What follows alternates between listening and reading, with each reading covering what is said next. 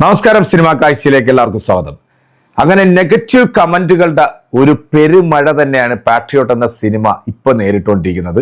ആദ്യ ദിനം സിനിമ കേരളത്തിൽ നിന്നും മാത്രം കളക്ട് ചെയ്തത് 9 കോടി രൂപയാണ്. വലിയൊരു കളക്ഷൻ തന്നെയായിരുന്നു. അത് ഫ്രീ സെയിലിൽ തന്നെ നല്ലൊരു ബുക്കിംഗ് ആ സിനിമയ്ക്ക് കിട്ടിയായിരുന്നു. കർണാടകയിൽ നിന്ന് മാത്രം 1.6 ക്രോഡാണ് സിനിമ നേടിയിരിക്കുന്നത്. തമിഴ്നാട്ടിൽ നിന്ന് 1 ക്രോഡ് നേടിയിട്ടുണ്ട്. ഓവർസീസ് സിനിമ നേടിയിരിക്കുന്നത് 18 കോടി രൂപയാണ്. ഓൾ ഇന്ത്യ സിനിമ നേടിയിരിക്കുന്നത് 11.5 വേൾഡ് വൈഡ് സിനിമ നേടിയിരിക്കുന്നത് ആദ്യ ദിനം വേൾഡ് വൈഡ് സിനിമ നേടിയിരിക്കുന്നത് 29.65. ഗംഭീര കളക്ഷൻ തന്നെയാണ് സിനിമയ്ക്ക്. എനിക്കൊന്ന് മമ്മൂക്കാടെ ഒരു സിനിമയ്ക്ക് കിട്ടുന്ന ഏറ്റവും വലിയൊരു കളക്ഷൻ തന്നെയാണിത്. എന്നാൽ ഇത്രയധികം നെഗറ്റീവ് കേട്ടിട്ടും അല്ലെങ്കിൽ ഇത്രയധികം നെഗറ്റീവ് ആളുകൾ പറഞ്ഞിട്ടും രണ്ടാം ദിവസം സിനിമ കേരളത്തിൽ നിന്ന് നേടിയിരിക്കുന്നത് 6.10 കോടി രൂപയാണ്. ടോട്ടൽ വേൾഡ് വൈഡ് നോക്കുകയാണെന്നുണ്ടെങ്കിൽ സിനിമ നേടിയിരിക്കുന്നത് 21.15. അപ്പം 2 ദിവസം കൊണ്ട് സിനിമ 50 കോടി ക്ലബിൽ കയറിയിരിക്കുന്നു എന്നുള്ള ആ സന്തോഷകരമായിട്ടുള്ളൊരു വാർത്ത ആദ്യം തന്നെ അങ്ങോട്ട് പറയാണ്. നമ്മൾ ഈ ഇന്നലെയും മെനഞ്ഞാന്നൊക്കെ ആയിട്ട് കാണുന്ന ചില വീഡിയോകളുണ്ട്. അതായത് പച്ചയ്ക്ക് അങ്ങ് പറയാം, ലാലേട്ടൻ ഫാൻസുകാർക്ക് ഈ സിനിമ അങ്ങോട്ട് ദഹിക്കുന്നില്ല എന്നുള്ളതാണ്. കാരണം ഫസ്റ്റ് ഹാഫിൽ മമ്മൂക്കാടെ ഒരു എന്താ പറയുക, ഒരു അഴിഞ്ഞാട്ടം. സെക്കൻഡ് ഹാഫിലേക്ക് വരുമ്പോഴത്തേക്കും കുറച്ച് കഴിയുമ്പോഴാണ് ലാലേട്ടൻ്റെ ഒരു എൻട്രി കാണിക്കുന്നത്. അതും ലാലേട്ടന് ആ ഒരു സീനിൽ കൊടുത്തിരിക്കുന്ന ഒരു ക്യാരക്ടർ അല്ലെങ്കിൽ ഒരു കഥാപാത്രം ഒരു മിലിറ്ററിക്കാരൻ്റെ വേഷമാണ്. അദ്ദേഹം രാജ്യത്തിന് വേണ്ടി അദ്ദേഹത്തിൻ്റെ കാല് സമർപ്പിച്ചിട്ടുള്ള ഒരു ധീര ജവാന്റെ റോളിലാണ് ലാലേട്ടൻ എത്തുന്നത്.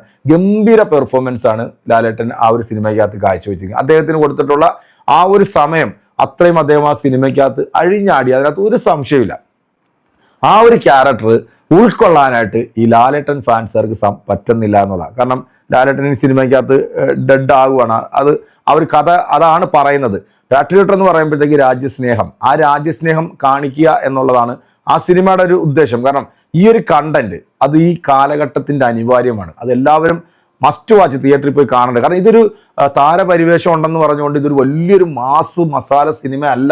പക്ഷേ എല്ലാവരും അറിഞ്ഞിരിക്കേണ്ട ഒരു കണ്ടന്റ് ഇഡിലം മേക്കിങ്ങിൽ മഹേഷ് നാരായണൻ ഇത് നമുക്ക് തന്നിട്ടുണ്ട്. ഈ ഒരുപാട് നമ്മുടെ രാജ്യത്തിന് വേണ്ടി ജീവൻ അർപ്പിച്ചിട്ടുള്ള ഒരുപാട് ജവാന്മാരുണ്ട്. പക്ഷെ അവരെ ഒന്നും അംഗീകരിക്കാത്ത ഒരു സിറ്റുവേഷൻ നമ്മൾ കാണാറുണ്ട്. അവർക്ക് കിട്ടേണ്ട അംഗീകാരം അത് കിട്ടണം. അതാണ് ഈ ഒരു സിനിമ ഇതിലൂടെ ഒരു മെസ്സേജും കൂടെ നൽകുന്നുണ്ട്. അപ്പം അത്തരം നല്ല സിനിമകൾ, നല്ല കഥാപാത്രങ്ങളെ ഉൾക്കൊള്ളാൻ ഇവർക്കാർക്കും പറ്റത്തില്ല. ഇവർക്ക് ഈ നരസിംഹം പോലെ അല്ലെങ്കിൽ കിങ് പോലെ 2020 പോലുള്ള മാസ് മസാല സിനിമകൾ മാത്രമാണ് ഇവർക്ക് വേണ്ടത്. എന്തായാലും നമുക്ക് ഈ ലാലേട്ടൻ ഭക്തനായിട്ടുള്ള ഒരു മരവാണം, ഇവൻ സത്യം പറഞ്ഞാൽ മോഹൻലാൽ ഫാൻസിനും നാണക്കേടാണ്. ലാലേട്ടൻ എന്ന് പറയുന്ന ആ ഒരു മനുഷ്യന്റെ പേര് കളയാൻ വേണ്ടി ഇറങ്ങി തിരിച്ചിട്ടുള്ള കൂതറയാണ് ഇവൻ എന്ന് പറയാതിരിക്കാൻ നിവൃത്തിയില്ല. ഇവൻ്റെ ഒരു റിപ്ലൈ കണ്ടിട്ട് ഇവന് കൃത്യമായിട്ട് മറുപടി കൊടുക്കുന്ന നമ്മുടെ ഒരു അമ്മയുണ്ട്. ആ അമ്മയുടെ മറുപടിയും കൂടെ ഒന്ന് കണ്ടുനോക്കാം. പക്ഷേ 18 വർഷം ശേഷമുള്ള ഒരു കോംബോ ഒരിക്കലും എഫക്റ്റ് ആയിട്ടില്ല. പാട്രിയോട്ട് എന്ന സിനിമയ്ക്കാണ് വന്നത്. പെട്ടി ഓട്ടോറിക്ഷയിൽ കയറി പോകേണ്ട ഒരു അവസ്ഥയിലാണ് ഇപ്പം നിലവിലുള്ളത്. ഒരു ഇമ്പാക്ട് ഇതിനകത്ത് കൊണ്ടുവന്നിട്ടില്ല. ആകെ ഉള്ളത് ലാലേട്ടൻ്റെ ആ ഒരു അരമണിക്കൂർ, അത് നമുക്ക് കൺചിമയില്ലാതെ കണ്ടുകൊണ്ടിരിക്കാം. യാതൊരു സംശയമില്ല, ഒരിക്കലും ഇല്ല. പുള്ളിക്കാരോട് ഒരു റിക്വസ്റ്റ് ഉണ്ട്, ദയവ് ചെയ്ത് മലയാളത്തിൽ 2 ഇതിഹാസങ്ങൾ വെച്ച് ഇത്തരത്തിൽ കോപ്രായങ്ങൾ കാണിക്കാൻ പറയരുത് പ്ലീസ്. ഒരു റിക്വസ്റ്റ് ആണ്. മഹേഷ് നാരായണൻ കേൾക്കുന്നുണ്ടെങ്കിൽ അല്ലെങ്കിൽ ഉറപ്പായിട്ട് അദ്ദേഹത്തിന്റെ ചെവികളിൽ എത്തുമല്ലോ. ഇത് പ്രേക്ഷകരുടെ ഒരു രോദനമാണ്. 3 മണിക്കൂർ എന്തിനു വേണ്ടി? നയൻതാര എന്തിനു കൊണ്ടുവന്നു? എന്തിന് ഇത്രത്തോളം ലാഗിങ് ആക്കി? വല്ലാത്തൊരു ചോദ്യചിഹ്നമാണ്. എസ്പെഷ്യലി ലാലേട്ടൻ ഇതിനകത്ത് അദ്ദേഹത്തിന് കിട്ടിയ അരമണിക്കൂർ അദ്ദേഹം അഴിഞ്ഞാടുക തന്നെയാണ് ചെയ്തത്. കാരണം ഒരു സംശയവുമില്ല, എവറി സീൻ. ആദ്യത്തെ ആ ഒരു ഫസ്റ്റ് ഹാഫ് ഒരു ഉറക്കം തൂങ്ങിയെങ്കിൽ രണ്ടാമത്തെ ഹാഫിൽ ലാലേട്ടൻ എവൈ ചെയ്തിരിക്കുകയായിരുന്നു. കട്ട മാസ് എൻട്രി.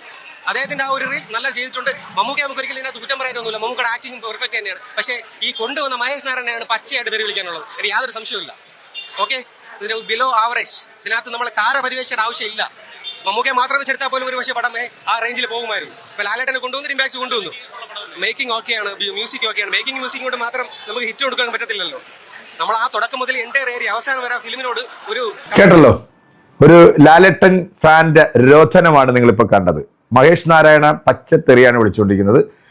ഈ മഹേഷ് നാരായണൻ, നിങ്ങളിനിപ്പോൾ സിനിമ വല്ലതും ചെയ്യുകയാണെന്നുണ്ടെങ്കിൽ നിങ്ങൾ ഇവനെ ഒന്ന് കണ്ടേക്കണേ കേട്ടെ. കാരണം നിങ്ങൾക്ക് പറ്റാത്ത ചില സംഭവങ്ങളൊക്കെ ഇവൻ പറഞ്ഞുതരും. ഇനി നമ്മുടെ ഈ അമ്മ കൊടുക്കുന്ന ആ മറുപടിയില്ലേ, അത് മാസാണ് കേട്ടോ. അതൊന്ന് കണ്ടുവയ്ക്കും. എനിക്കിഷ്ടപ്പെട്ടെ എന്നാന്ന് ചോദിച്ചാൽ പഴയ നടന്മാരെ മോഹൻലാലിലെ മമ്മൂട്ടിയെ കണ്ട് എനിക്കിപ്പോഴത്തെ പുതിയ പടങ്ങളും ഇപ്പോഴത്തെ നടന്മാരും ഇഷ്ടമല്ല. എനിക്ക് എന്നും പിന്നെ മമ്മൂട്ടി കഴിഞ്ഞിട്ടേ ഉള്ളൂ മോഹൻലാൽ.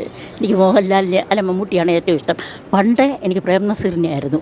പ്രേം നസീർ കഴിഞ്ഞ് വന്നതിൽ എനിക്ക് പിന്നുള്ള നടൻ നമ്മുടെ മമ്മൂട്ടി കഴിഞ്ഞിട്ടേ ഉള്ളൂ മോഹൻലാലിന്. ഒന്നും അസുഖമൊക്കെ ആയിരുന്നല്ലോ, അസുഖമൊക്കെ കഴിഞ്ഞ് വന്നെങ്കിലും അതിൻ്റേതായ പ്രായത്തിൻ്റെ ഒരു ഇത് തോന്നുന്നുള്ളൂ. എന്നാലും അദ്ദേഹത്തിനെ കണ്ട വലിയ കുഴപ്പമൊന്നുമില്ല. അതായത് ഈ സിനിമയിൽ മമ്മൂക്കയുടെ ക്യാരക്ടർ പറയുന്നത്, അല്ലെങ്കിൽ മമ്മൂക്കയുടെ ആ ഒരു ഏജ് ഈ ക്യാരക്ടറിൽ കാണിക്കുന്നതിൻ്റെ ഒരു മേക്ക് ഓവറാണ് മമ്മൂക്കാക്ക് ഈ സിനിമയിൽ കൊടുത്തിരിക്കുന്നത്. കുറച്ച് ഏജ്ഡ് ആയിട്ടുള്ള ഒരു ക്യാരക്ടറാണ് കൊടുത്തിരിക്കുന്നത്. അതിൻ്റെതായിട്ടുള്ള ആ ഒരു മേക്കപ്പും ഇതൊക്കെയാണ് ഈ ഒരു സിനിമയിൽ മമ്മൂക്ക കൊടുക്കുന്നത്.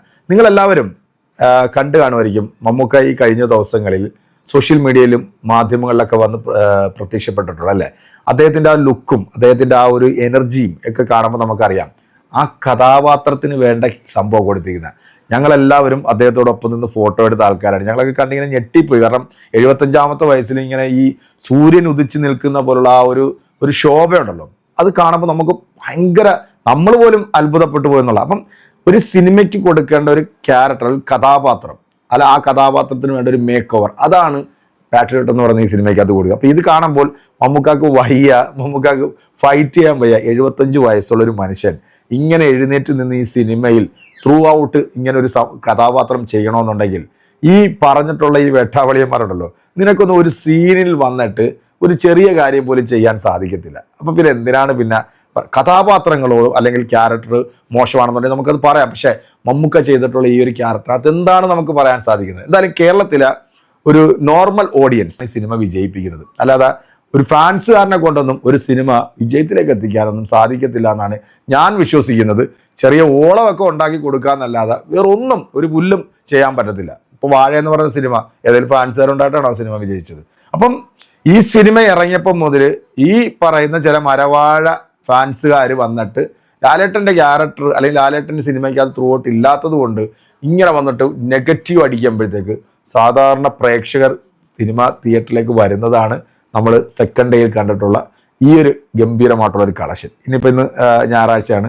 ഇന്നത്തെ കളക്ഷനും കൂടെ വരുമ്പോഴത്തേക്ക് ഏതാണ്ട് ഒരു 60-70 കോടിയിലേക്ക് 3 ദിവസം കൊണ്ട് സിനിമ എത്തും. അപ്പോൾ നമുക്ക് കാത്തിരുന്ന് കാണാം. സിനിമ 100 കോടി 200 കോടി ക്ലബിൽ എത്തുക എന്നുള്ളതല്ലടാ മരവാഴകളെ. നല്ല നല്ല കഥാപാത്രങ്ങൾ, നല്ല നല്ല സിനിമകൾ മലയാളികൾക്ക് വരട്ടെ. മലയാളത്തിൽ തന്നെ ഒരു വലിയൊരു സിനിമ, ആ സിനിമയെ തകർക്കാൻ നടക്കുന്നത് ഇവിടുത്തെ നിന്നെപ്പോലുള്ള കുറച്ച് ആൾക്കാർ. അപ്പം നമുക്ക് കാത്തിരുന്ന് തന്നെ കാണാം എന്തൊക്കെയാണ് ഇനി വരും ദിവസങ്ങളിൽ സിനിമയുമായി ബന്ധപ്പെട്ടിട്ടുള്ള വാർത്തകളെന്ന്. അത് നമ്മൾ നിങ്ങളുമായിട്ട് വാർത്തകളെന്ന് ഇപ്പോൾ കാണാം.